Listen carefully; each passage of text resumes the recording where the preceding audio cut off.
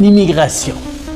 Faut qu'on en parle. Dans une vidéo de plus de 8 minutes publiée dimanche sur YouTube, Justin Trudeau explique pourquoi on modifie le système d'immigration. Et je suis là pour en faire un résumé. Pourquoi ce changement maintenant? Selon le Premier ministre, plusieurs facteurs ont conduit à cette décision. Tout d'abord, la population canadienne a augmenté à un rythme exceptionnel ces dernières années, en grande partie dû à l'immigration. Mais ce boom démographique exerce une pression importante sur les infrastructures, notamment les logements, les écoles et les hôpitaux. Des abus et des failles dans le système actuel. Le Premier ministre n'a pas mâché ses mots sur les abus dans le système d'immigration. Il a pointé du doigt certaines grandes entreprises qui utilisent des travailleurs étrangers temporaires pour éviter d'embaucher des Canadiens. Plus troublant encore, certains collèges ou universités privées, surnommés usines à diplômes, exploitent les étudiants internationaux en leur facturant des frais exorbitants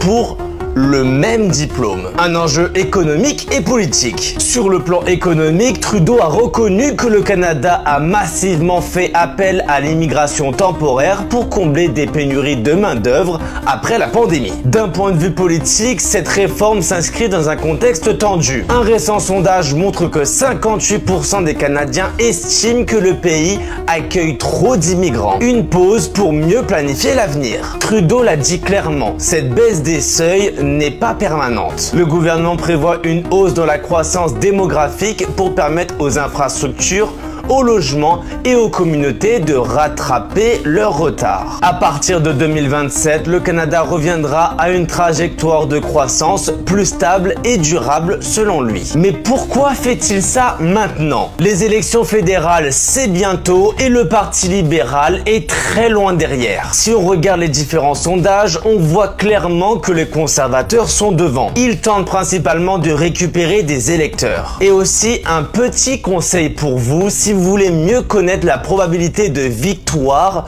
ne vous fiez pas que aux sondages. Les sites de paris sont aussi un très bon indicateur. Par exemple, sur Bet365, les conservateurs ont une cote à 1.1 contre 6 pour le Parti libéral. Pour rappel, avant les élections américaines, la plupart des sondages estimaient un 50-50 entre Harris et Trump, alors que sur Bet365, Trump était entre 1.40 et 1.60, alors que Harris était au-dessus de 2.20. Mais attention, quoi qu'il arrive, c'est toujours des estimations et les chiffres ont un peu varié parce que ça change en fonction du temps. Mais vous, qu'en pensez-vous ?